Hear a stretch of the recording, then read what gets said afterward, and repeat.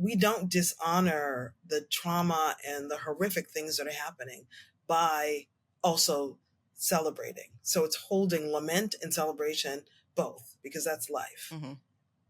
We hold both of those things. We pray about both of those things.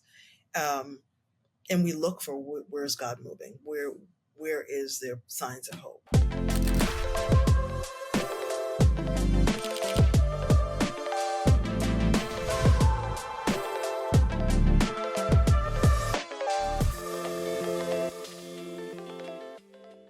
Well, thank you for watching another episode of the Jude 3 Project podcast. As always, I'm your host, Lisa Fields, the founder of the Jude 3 Project. And today I'm joined by Sheila Wise Rowe. Welcome, Sheila. Thank you. Welcome. I'm excited to be here. You've been on here. It's been a few years ago, but it's been a while since you've been on here. For those who don't know who you are, just introduce yourself to our audience. Yeah, so I am trained as a therapist and practiced therapy for many, many years with individuals, couples, families, you name it. Lived in South Africa, France, and mostly in the US, but over the last couple of years, I've been focusing on writing. So that's been the core of what I've been doing. Author of Healing Racial Trauma, which came out in 2020, Young, Gifted, and Black, which came out in 2023. Healing Racial Trauma, just kind of exploded at a certain moment that was huge and pivotal in this country. And now Leadership Trauma, which my husband, Nicholas Rowe, and I co-authored. And also a wild time in this country. And so, so a lot of where I minister and speak out have come out of my years of experience, but also the books that I've written. Awesome. Glad to have you again. So as we're thinking about this culture on this moment, right? Healing racial trauma happened 2020 and it kind of exploded because it was like a moment where the culture really needed the conversation. What do you think is different about 2020 versus 2025 around racial trauma? Do you think there's any difference, or do you think there's the same? You know what? I actually think there is a difference. I think that after everything was on fire, it was, when people were protesting, it almost felt like, okay, are we at a turning point? And that it wasn't just the world, it was the church. It just felt like maybe there's a moment that's happening right now where there's a shift and a change. And to see that now we fast forward, 5 years later, and there has been a strategic stripping away of things that were hard won, rights, even from my family, civil rights movement, all of that. And so there's a way in which I think generally there's trauma, there's feelings of anger, there's feelings of grief, rage, and for some, just a sense of like hopelessness in terms of, well, what's the point of it all? And so I feel like this is a moment actually for the church, the real, authentic church of Jesus Christ, following the teachings of Jesus, to really step up. And so the difference is, I think in both instances, during 2020, and we're talking about the pandemic as well, where we saw churches stepping up to a certain degree. And so now the backlash, what is the church going to do right now? So that's the difference. Yeah. Can you define, I realized we went into it without defining it. Can you define racialized trauma for our audience? Yeah. If you think about racial trauma, it's interpersonal. And so I think a lot of people just think it's just between two people. Someone says something to me and then I'm upset about it. But it goes beyond that, in that we are looking at generational trauma that is interpersonal, but also systemic. We're looking at personal trauma that we've experienced, from whether it's blatant acts of racism or whether it's like these little small microaggressions that seem like they're not a big deal, but science has shown that cumulatively these microaggressions really add up, and they actually can be more damaging than some kind of big, huge trauma that happens to someone, like a car accident or something like that. And so that's not to be taken lightly. And so as you think about, for many of us, and Healing Racial Trauma, that book was for Black, Indigenous, other people of color as well, and that we experience racial trauma on all different levels. And the damage that is done personally, but also communally, is it's something that wasn't being addressed. And I think to a certain extent, it is being addressed more now, but because of everything I've said about what's happening, it's making it even more painful and more difficult to really process it, because literally every day there's some new assault. Yeah. Every day. Yeah. And it almost can seem it does. It is overwhelming, right? Oh, yeah. Because Yeah. it's a pile on. I think between Yes. what's going on in government, what's Yep. going on in AI, what's going Oh, yeah. on with different groups, um, just the tension between different groups in our country, Yeah. it can Yep. seem our time can seem a bit apocalyptic. um, Yes. Yeah. You're not lying. and, Yes. and Yeah. so it's every day you wake up. It's akin to 2020 before George Floyd, but 2020 in and of itself, because of COVID, had an Yeah. apocalyptic feel, right? Oh, Because yeah. you woke Yeah. up every day Yeah. wondering, am I gonna Mhm. am I gonna live, or are my loved ones Yeah. gonna live? It was this constant state of angst because Exactly. of the climate. Um Yeah. and because of the pandemic, and then added on Yeah. the racial. So it was so many things going on at one time. Yeah. And so one wakes up with a constant state of trepidation and angst.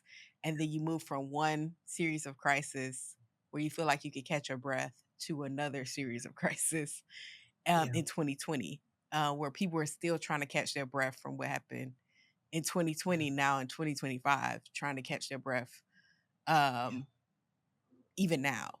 How do we Oh, yeah. deal with that when it's a pile on? Because usually when you talk about healing, you think about something happened. I Yeah. work on processing what happened, but then Mm. that's with the assumption that nothing's going to happen tomorrow. Like Right. Right. when it's an Yeah. everyday pile on, how do we work and navigate that space? Yeah. You know what? I think one of the things that more and more is just this realization that how much have we really bought into this notion that we're just this little island. This island is just me and my husband, my children, our house, whatever. Like, we bought into that. When I think about how I was raised, parents coming from migrating from the South to Boston, and relatives also migrating, and there was a sense of community, Hmm. not just with family members, but by extension, the people who lived on the block in the community. Like, we really cared for each other and supported one another. And I feel like in this moment, we have got to lean back into that. That we're not alone in this. And what are the things that we individually can contribute towards the healing and the health of the whole? And that doesn't mean that you know, we ignore that this stuff is happening, but we're also not looking for necessarily like some huge big thing. I think there's like a lot of talk about the civil rights movement, and yes, that absolutely started. The focus sort of was MLK, and then it was, but it became a movement, and so where are the places where individuals on the ground are actually providing the care that's necessary, the care to the, whether it is the Latino kids who are traumatized because their parent has just been abducted, um, whether it's what's happening with Haitian folk who are just being picked up off the street, the invasion in churches. Like, we have got to figure out what are the small ways as well as the big ways in which we can support one another. Yes, pray, absolutely pray, but then what are we doing? Hmm. What do we need to do collectively to support each other and care for each other? I love that you said, what are we doing collectively to support one another? Because we live sometimes, because we're in an individualized society, we often don't feel like we have the margin to support anybody but my four and no more. Like, Yeah. You have, especially in minority communities where people are already strapped for resources, they're already strapped for hate aid Mm. oftentimes. So Yeah. it's like I don't even have the capacity to help. And I remember one thing that challenged me on this.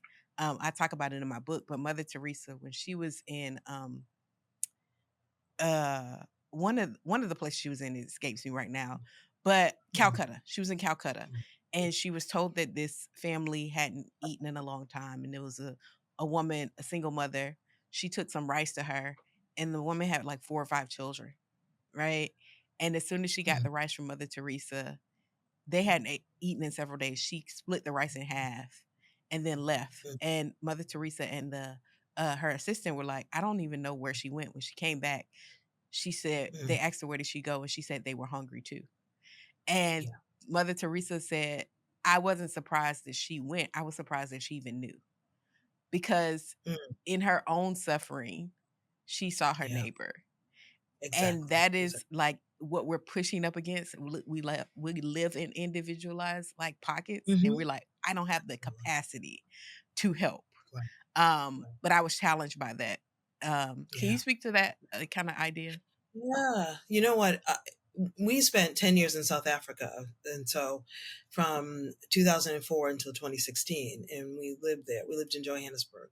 And one of the things that I saw that truly blessed me was that there was a sense of people sharing their resources, even though they had very, very little. Even if the only thing they could offer you was like an orange or a glass of water or something, there was a sense of um, almost like, as a community, like if I knew that um, this person is going to help in whatever way, like I need bread, or I really am starving, that they're going to give, but then they know that at some point I'm going to be in a position to also help.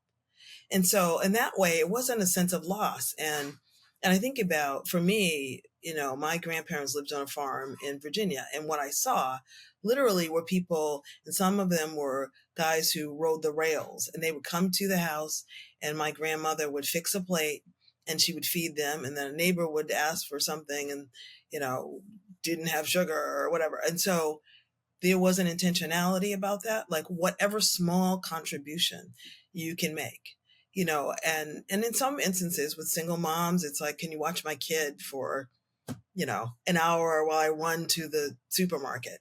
But what are the small little ways in which we can help within our means?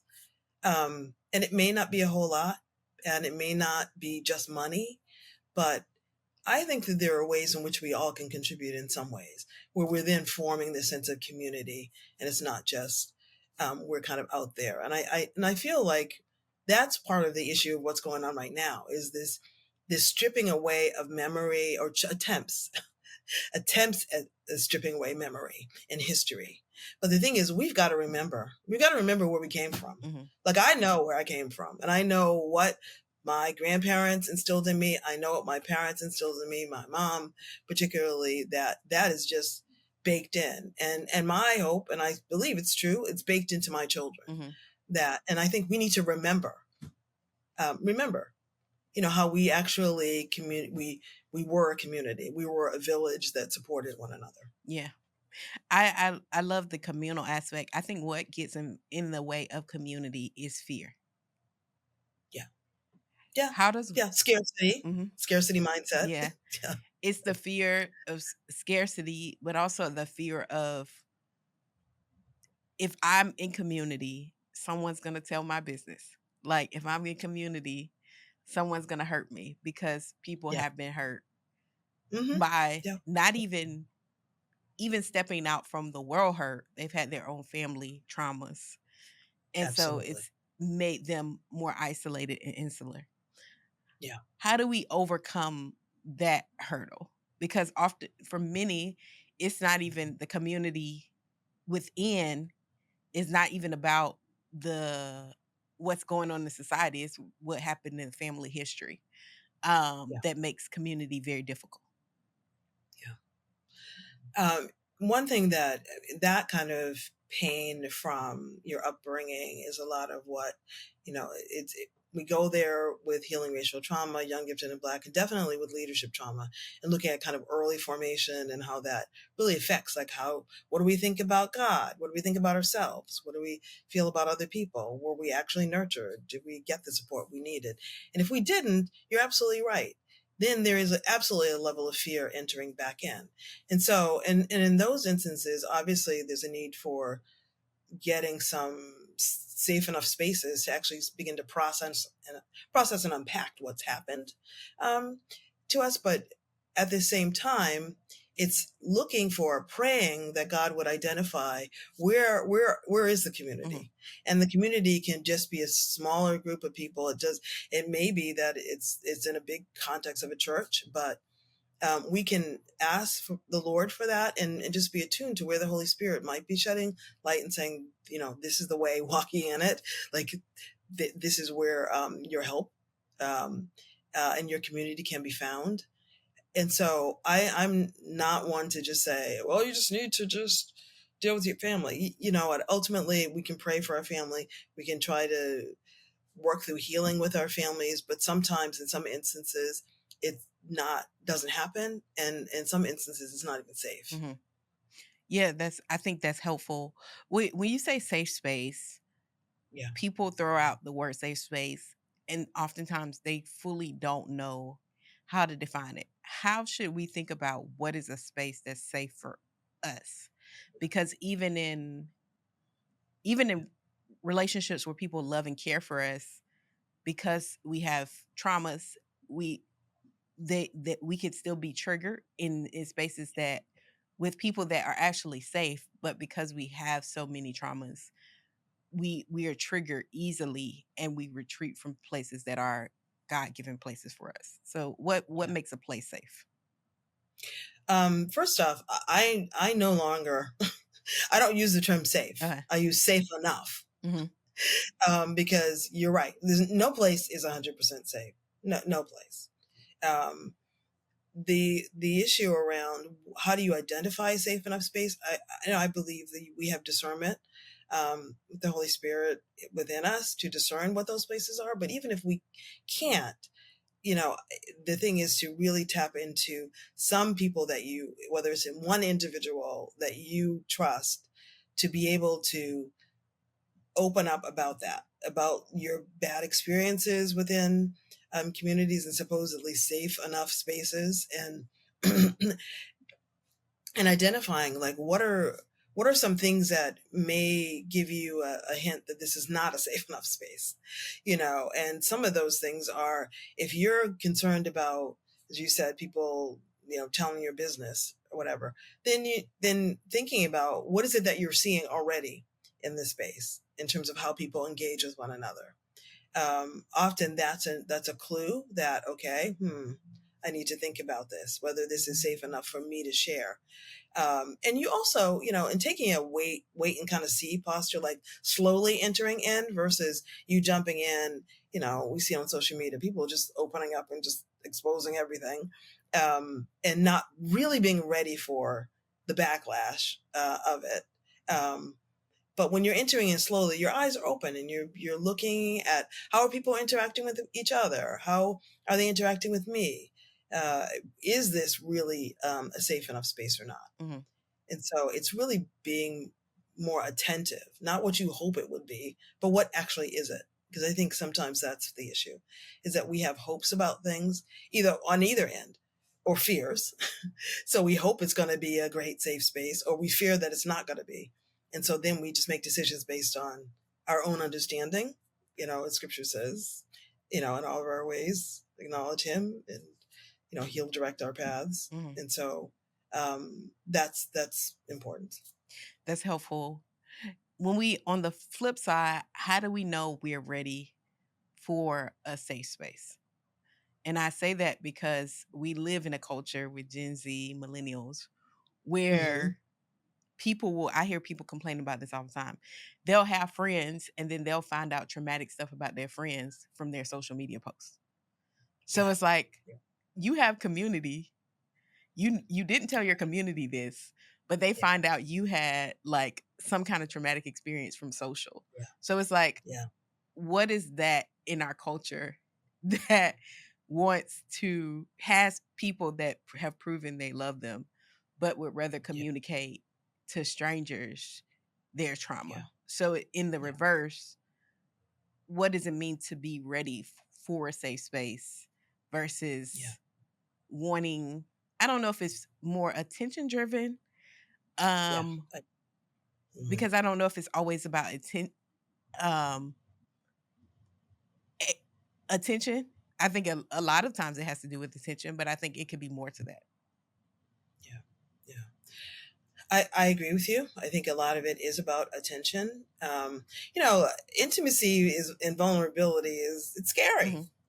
It just is. And so, for someone who, and if we take the attention issue off the table and we just go, okay, why did you not just pick up the phone and call me and tell me versus me finding out about it? There's a way in which, and I think the current climate, I think the enemy is all up in it. But if there's a way in which we cannot be connected to each other, so hence we're just going to text or we're not. So the move away from like in person, um, I see you, you know, eye to eye, all of that is something that um, it creates these barriers towards intimacy, towards sharing Hmm. and vulnerability. So people don't really know how to even do it anymore. Hmm. It's just like, um, and so to actually pick up the phone and say to someone, "This happened to me," um, doesn't seem to be the first port of call for some of the younger folks. And I wonder if we just provide spaces for that, because I've seen in instances where we've created those kind of spaces within schools, or even in a church context. Like there have been like it's like you know soaking it in, like they really realize like, oh, I really need this. Um, but without that, everything, just social media culture just says, let's create this artificial kind of a barrier where I could just put it on blast and somehow the person I'm supposed to be like really in deep friendship with, they'll get the message too.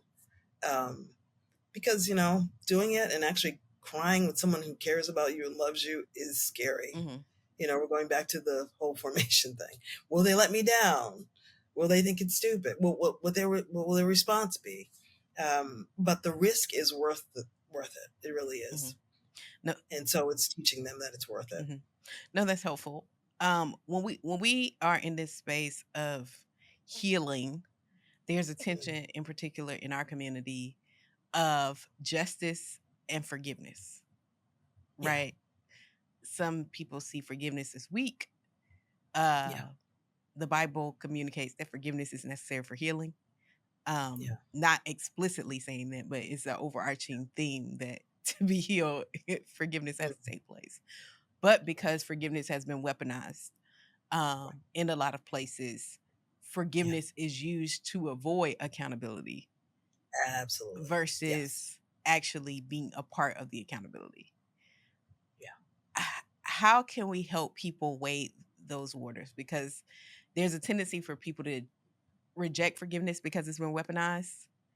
And Yeah. then there's a tendency for people to um like go to the we go from extreme to extreme.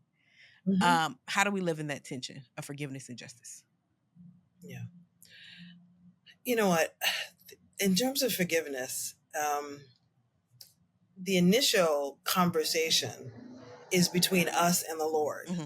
and that's where it should be. And I this so I'm one of those people who I this rush to forgive.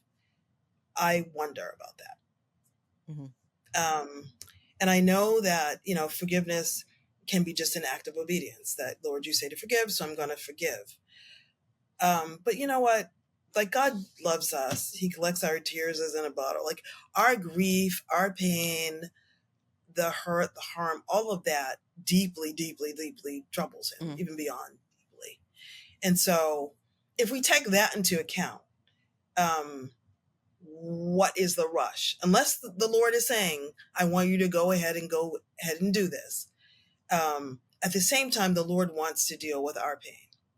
And so the tension is, really discerning and having people speak into that and help you to discern, is this the time to do that or not? And at the same time, how is it that the Lord wants to take care of your pain and what has happened to you? Because I just think about certain things. Like, who was it? I'm trying to think of who.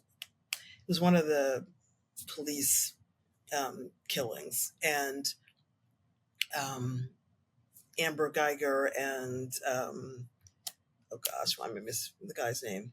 She was a cop, and she went to the wrong. Supposedly, she went to the wrong door, and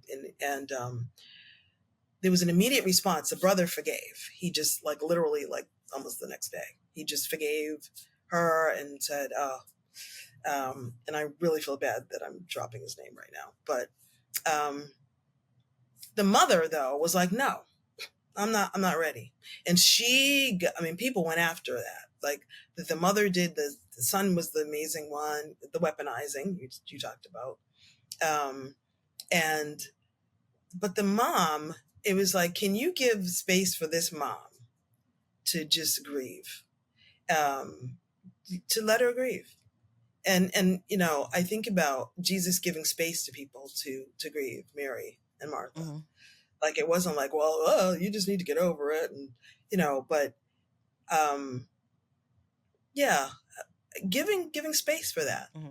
but realizing, I think that for the people who are on the side of, what, it's been weaponized, I'm not forgiven at all. You're absolutely correct. We absolutely are called to forgive, but prayerfully seek the Lord about what is He wanting you to do right at this moment with that. And for some people, it is taking the time to work through your feelings. It really is. Yeah. I Um, I love that you said giving people the space and time to grieve, because it makes me think about grief being a form of discovery, yes. Yeah. right? Yep. I read a book on forgiveness years ago. I can't remember the author, but she said in there that you can only forgive on the level you know you were offended. Yep. Essentially, that's Yes. what she was saying. Yep. Yep. Like, initially you think this only hurts this Yeah. much, but as you Yeah. sit with it, you realize there's deeper hurt. And then sometimes Exactly. you realize, sitting with grief, that this pain actually isn't connected to, like, I'm putting more on this offense because it actually is connected to a past experience that I Yeah. haven't dealt with. And so if you Definitely. forgive too soon, you actually miss the Yeah. discovery portion. It's like, oh, I forgave it and I let it go. And it's Yeah. like God wants us to sit in, kind of, not sit in offense, but Mhm. explore, if excavate offense, to see what is the root of the offense. Because it could Yeah. not be in there. Sometimes I've been offended and I'm like, oh wow, this actually doesn't have to do with the person at all. They didn't even Mhm. do a lot to me, but they stepped on something that is Yep. unhealed in my life that I have to discover. Like, and Yeah. that's actually what I need to work on forgiving. And it's easier Absolutely. to release the person because they actually didn't do anything to me, um Yep. that was that deep, versus what actually happened that I'm actually have suppressed. And Yeah. so I love that, like, not just saying, oh, I forgive it, without excavating, like, what is the motivation behind the deep hurt and betrayal I feel in this moment. Yeah. Yeah. And you know what? And I think the other thing is that also just remember that we're not sitting in it alone. Mm-hmm. Like, the Lord is with us in the midst of it, as you're saying, this process of discovery. Like when we've submitted that to the Lord, like, I'm not ready. Like, God is, like, we're not robots. He's just, it's like, we can honestly go to God and say, I'm not ready. Please help me. Please help me to discover what's really going on here. And the Lord honors Mm-hmm. that. And so that's important, particularly in this current climate. Yeah, we constantly, every day, are needing to grapple with that. What do I need to let go of? What's being tapped into? um in our tension in our culture today, of living in the tension of anger and hope, Mm, right? yeah, yeah, Waking up angry about what's being done, but also maintaining a mhm, hopeful disposition, which is a posture of a believer, to be full of hope, right? How do we live in that tension of like, oh my gosh, like I'm angry about what's happening, but I'm hopeful about the possibility of what God can do with what's happening? Yeah. Yeah. Well, you know what? I think it's multiple things. So one is that this is not the end of the story. So the story, all of our individual stories, collective stories, goes on, Mm-hmm. and as believers to eternity. Um, but I'm not just saying that that's the only thing we hope Mm-hmm. for. You know, God is giving nuggets of hope, nuggets of joy, of peace every single day.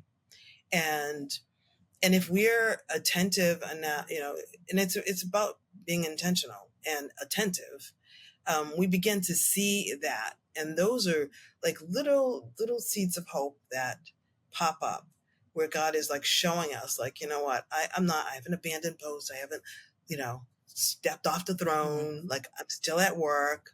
um, and even though it may seem like these are really small things, but I think that we just race through life, that we don't see them. Mm-hmm. We don't see his provision and the ways in which, um, it, like, we have our perception of what that provision should look like and what does hope look like Mm-hmm. even.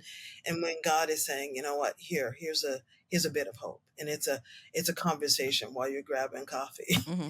It's in the checkout line, at the supermarket. It's talking to a child, while you brought your kid to the playground. It could be any number of ways in which God is showing us, like, okay, life is still going forward. It's still in, but if we spend all of our time on social media, and it's just really causing our brains tend to skew towards the negative, and that's where we're going to go. And we're not going to see those little moments, and big ones. They're big things that happen too. And so not to miss out on that. That's the thing. I mean, I feel like because of everything, we don't dishonor the trauma and the horrific things that are happening by also celebrating. So it's holding lament and celebration both, because that's life. Mm-hmm. We hold both of those things. We pray about both of those things, um, and we look for where's God moving. Where is there signs of hope? Mm-hmm. I was thinking this week, as I was looking at social media, and I was like, if everything's an emergency, nothing's an emergency. Right. Yeah. And I think we live in a emergency driven culture where Yeah. every 5 seconds we're highlighting a new tragedy and a new Yeah. emergency. And Yeah. we, for maybe not even a whole 24-hour cycle on our timelines, I'm talking about just Mm. people that I know, they've gone from talking about immigration to talking about the president and an executive order he signed, talking about a plane falling out of the sky, talking about Yeah. all in one 24-hour period, right? Mm-hmm. Um, Mm-hmm. and so if you're always engaged with different emergencies, then nothing becomes something that you invest adequate time into. All of Yeah. these things need adequate time devoted to them, but it's Right. choosing where can I devote my time, because if I Yeah. make everything my emergency, then I'm not actually doing anything but staying in a constant state of rage and anxiety. I'm not working on a particular problem. I'm just constantly giving voice to all the problems, Yeah. which if everybody does that, then nothing gets done. So it's like, where Exactly. is God calling me to focus my attention Definitely. in this Yeah. season versus constantly spiraling off of something Yeah. every hour or every 30 Yep. minutes? Mm-hmm. Mm-hmm. And you know what? And I think there's an intentionality around that. It's like, it really feels like drinking from a fire hose. Mm-hmm. It's like every day it's just an onslaught. And you're correct. It's one of where and all that is happening. What is the Lord wanting you to do, and for you to fix on? And it doesn't mean that there are other things that come up, and maybe He's saying, "Oh, so I also want you to do this." In relation to that particular issue. But what is that place? Because you're right, we become paralyzed Mm-hmm. when there's a fire hose and water just We don't know what to do with that. Mm-hmm. And we become overwhelmed. And so, um, really spending some time really praying about that. And I think that's the other piece, is that because it's so like an onslaught, it feels like you don't even have time to pray about any of it, Mm-hmm. or not all of it. Mm-hmm. It's just every day it's something new. And so, um, being intentional about what it is that he's called you to do and praying into that. Yes, you can, praying to some other stuff as well, but what is that thing that he wants you to pray about? What is that he wants you to do about that? Because you can't do everything. You just can't. Yeah. That makes me think about philanthropy and all my. I have a love-hate relationship with philanthropy sometimes, Oh, please. as a person who has to raise funds.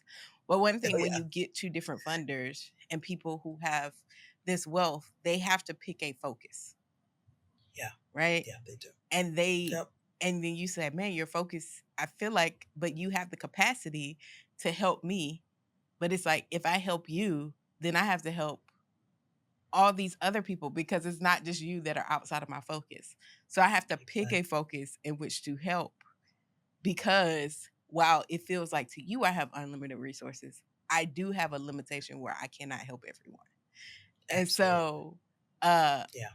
one can choose a region that they give to, one can Yep. choose things that they give to, and um they're essentially saying, I have capacity, but I have capacity that I have to put boundaries around. And it's the Absolutely. same thing that you're communicating to us right now. It's like, we have the capacity to do a lot of different things, Yep. but what has God called us to do for this season? Because I can't do everything. Yeah. And if I think about all this, if I'm constantly focused on everything that needs to be done, I will do nothing. Yeah. Yep. And and to be very aware too that social media algorithms, everything is, and people will out and out say, you're not doing X. You should be doing whatever. And it's like, wait a second. you know, um, I'm doing stuff, but it may not be that. And But I may not post about it. and I may not post about it. That's the Yeah. thing. Totally. And in yeah, definitely in my case, I'm not like posted every 5 seconds. Yeah.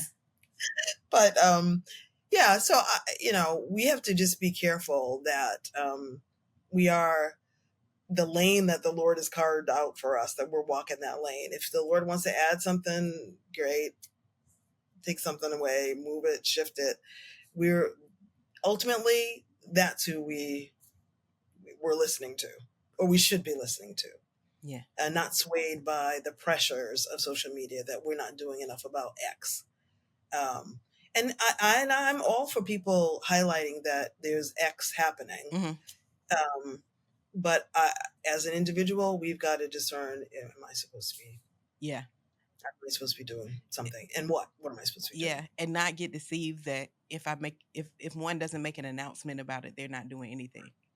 Thank Yeah. you. Because Exactly. I know people Right. that are doing great things in community, like Yep. actually hands on the ground, boots. Like, I think Absolutely. about one of our board members has raised millions of dollars for one of the inner city neighborhoods in my hometown, Jacksonville, worked Mhm. to create jobs, worked to create community, Yeah. and he never posts on social media. Like, Yep.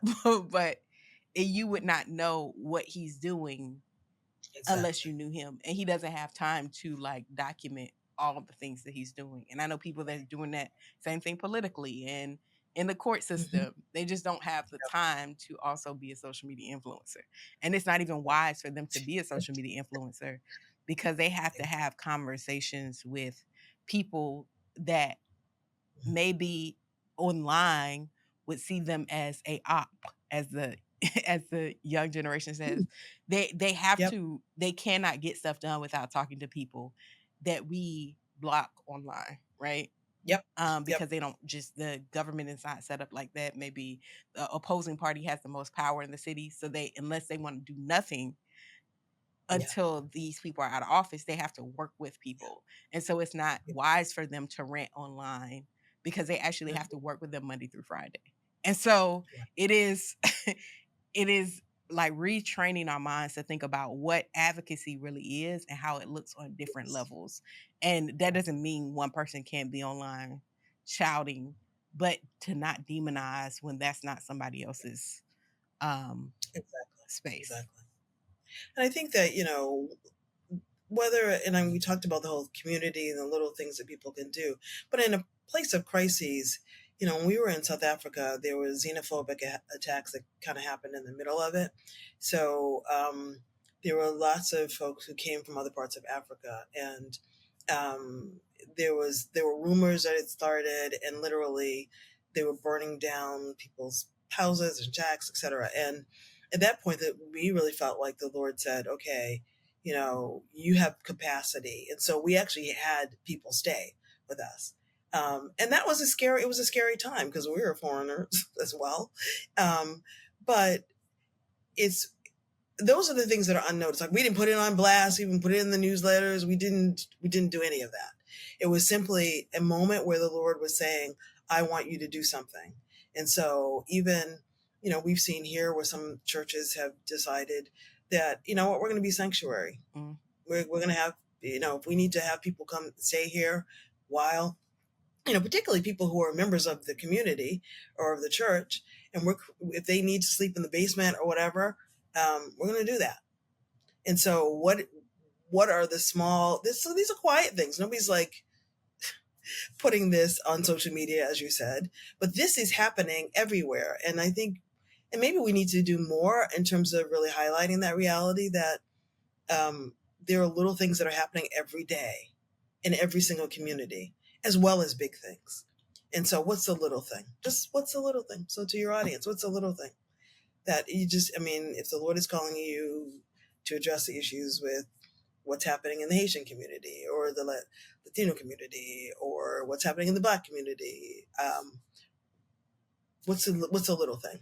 Let's just start there. What's a little thing that you can do? Mm. Well, thank you. That's I think a good place to put a pin in our conversation. How can people get your books, and how can people get in contact with you on social media? Yeah, bookshop.com.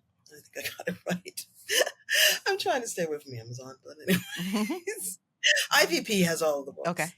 So if you do ivpress.com, you can get the books there, all of them. And there are a couple of things that are happening down the pike. I have a devotional that's dealing with healing Okay. racial trauma, and that's coming out in April of next year. Okay. And yeah, and just some opportunities that getting my website updated, but opportunities where we're going to be doing like some more retreaty things for specifically starting off with Black women, and that'll be like a end of the year, beginning of the year thing. So watch this space. But yeah, so those are the things that are coming down the pike. Awesome. Where you can And are you on social media as Sheila Wise Rowe on all platforms? Yeah, Okay. yeah, on everything. Yeah, not on X or whatever it's called. Okay. Or TikTok, Uh, but Facebook and Instagram. well, thank you, Sheila, for coming Thank back on the you. podcast. It's been a joy. Yeah, Thank you it's all for been great. tuning in to another episode of the Jude 3 Project podcast. You can catch all our past episodes on our website or our YouTube channel, or subscribe and rate wherever you listen to podcasts. Remember, we cannot do what we do without generous support from people like you. So consider being a monthly partner or one-time giver. Go to jude3project.com, hit that donate tab. It's a tab with information to mail in a gift, or you could give online. All of our resources, curriculums, online courses are on our website, jude3project.org. Remember, here at the Jude 3 Project, we're helping you know what you believe and why you believe it. Until next time, grace and peace and God bless.